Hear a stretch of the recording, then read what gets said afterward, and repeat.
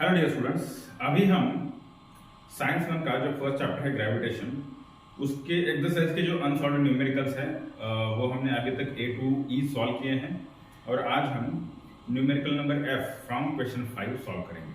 ठीक है, सिंपल सा न्यूमेरिकल है। Let us begin. देखो न्यूमेरिकल पढ़ लेते हैं। न्यूमेरिकल में हमें उन्होंने क्या दिया है, अर्थ और मून का मास दिया है। अर्थ का मास कितना है 6 × 10⁻24 किलोग्राम। मून का मास कितना है 7.4 × 10⁻22 किलोग्राम। कितना मून का मास है।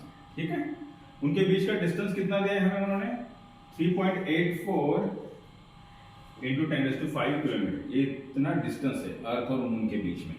और जो उनके बीच का ग्रेविटेशनल फोर्स ऑफ अट्रैक्शन है उसकी वैल्यू हमें कैलकुलेट करनी है।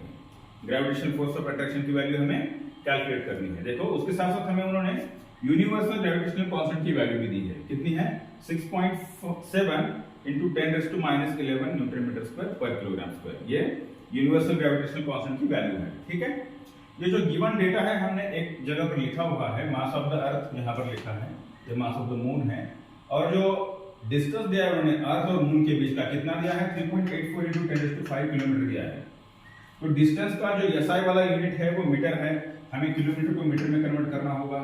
तो इस वैल्यू को हमें 10⁻3 से मल्टीप्लाई करना होगा किलोमीटर वाली वैल्यू को। So then we will get 10⁸ metre में मिल जाएगी वो वैल्यू हमें। ठीक है, तो ये डिस्टेंस है उनके बीच का इन टर्म्स ऑफ मीटर्स।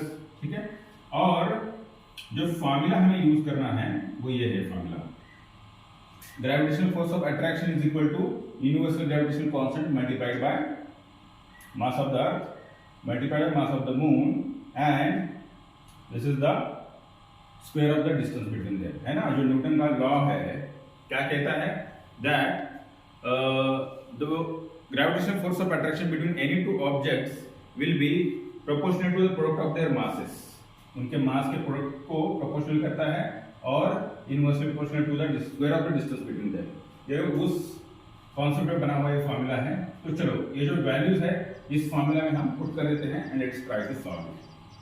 देखो F is equal to G की वैल्यू कितनी दी है हमें उन्होंने 6.7 multiplied by 10⁻11 multiplied by mass of the earth कितना दिया है 6 मल्टीप्लाइड बाय 10⁻24 किलोग्राम दिया है। Multiplied by mass of the moon कितना दिया है उन्होंने हमें 7.4 मल्टीप्लाइड बाय 10⁻22 किलोग्राम है। डिवाइडेड बाय R जो दिया है R is 3.84 multiplied by 10⁸8 metre आएगा, इसका स्क्वायर होगा। ठीक है, ये वैल्यूज हमें उन्होंने दी है, हमने इस फॉर्मूला में पुट कर दी। Now let us calculate. ये जो अरेंजमेंट है इसको थोड़ा सा सिंपलीफाई करने की कोशिश करते हैं। हाउ कैन सिंपलीफाई दैट, सी ये जो डिजिट्स है जिनका पावर 1 है उनको एक जगह पे लेके आएंगे हम। 6.7 मल्टीप्लाइड बाय 6 मल्टीप्लाइड बाय 7.4 और हाईएस्ट पावर वाली वैल्यू को एक जगह पे कर देंगे 10⁻11 multiplied bye 10⁻24 multiplied by 10⁻22 divided by इसका स्क्वायर कर दो 3.84 मल्टीप्लाइड बाय 3.84। ठीक है, मल्टीप्लाइड बाय 10⁻8 का स्क्वायर कितना होगा 8 2 जा 10⁻16 हो जाता है। ठीक है, चलो अभी ये जो कैलकुलेशन है इसको किस तरीके से कर सकते हैं। देखो अगर आपके पास समय नहीं है ज्यादा कैलकुलेशन करने के लिए तो थोड़ा सा अप्रोक्सीमेशन में जाना पड़ेगा। अगर समय है तो आप एक्चुअली कैलकुलेट करना ही बेहतर रहेगा। ठीक है, तो यहाँ पर देखो 6.7 है और ये 7.4 है। इसका राउंड ऑफ हम 7 कर सकते हैं, इसका भी राउंड ऑफ 7 कर सकते हैं। तो 7 मल्टीप्लाइड बाय 7 कितना हो जाएगा 49 होता है। मल्टीप्लाइड बाय 6 जो है that value goes to almost 300। Okay, 296 के आसपास उसकी वैल्यू आएगी। ठीक है, तो उसको कंसीडर कर लेते हैं 300 राउंड ऑफ। ये अप्रोक्सीमेट वैल्यूज हैं, आप एक्चुअली कैलकुलेट करके देखना। दूसरा नीचे जो है 3.84 तो इसको अगर राउंड ऑफ कर दे तो 4 हो जाता है, राइट। 4 का स्क्वायर कितना हो जाता है 16 हो जाता है, but this is not actual 4 है ना। तो 16 से कम ही नंबर आएगा मल्टीप्लिकेशन करने के बाद। हम कंसीडर कर लेंगे 15 के आसपास आएगा, ओके 15 से थोड़ा सा कम आएगा, ओके ज्यादा डिफरेंस नहीं होगा, लेकिन 14.78 के आसपास वो वैल्यू आएगी, तो उसकी वैल्यू हम ले लेते हैं 15 राउंड ऑफ करके, ठीक है, मल्टीप्लाइड बाय, अब ये जो है 10⁻11 और 10⁻22, ये जो पावर है इनका क्या होता है, सब्ट्रैक्शन होता है, 22 में से 11 गया, कितना होगा 10⁻11 बचेगा, 10⁻11 मल्टीप्लाइड बाय कितना है 10⁻24 है, नीचे कितना है 10⁻16 है, राइट।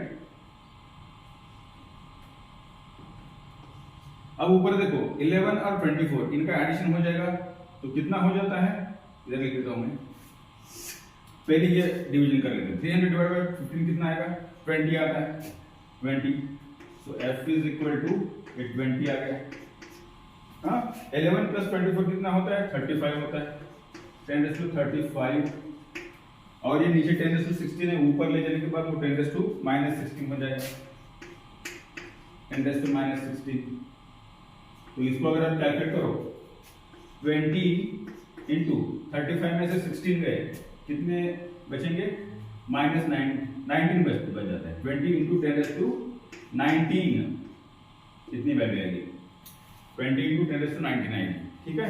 और इसी को उन्होंने बुक में क्या किया है 2 इंटू 10⁻20 कर दिया है क्या नहीं, ये फोर्स की वैल्यू है, ग्रेविटेशनल फोर्स ऑफ अट्रैक्शन, और फोर्स का यूनिट क्या है, ऐसा unit it is Newton, okay ऐसा यूनिट क्या है फोर्स का, न्यूटन है।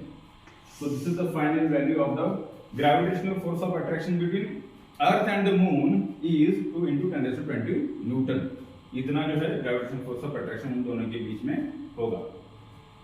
तो आप इस तरीके से एक कैलकुलेशन को सिंपल कर सकते हो, ठीक है। अगर आपके पास समय है तो एक्चुअल कैलकुलेशन करना ही बेहतर होगा, ठीक है। अगर मल्टीपल चॉइस क्वेश्चन है और आपको जो वैल्यू दी है उन्होंने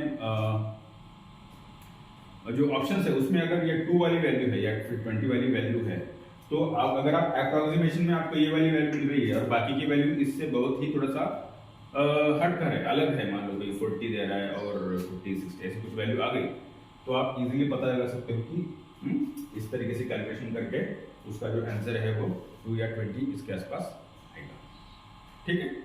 okay okay then, thank you. We'll solve the remaining numerical in the next video. Thank you.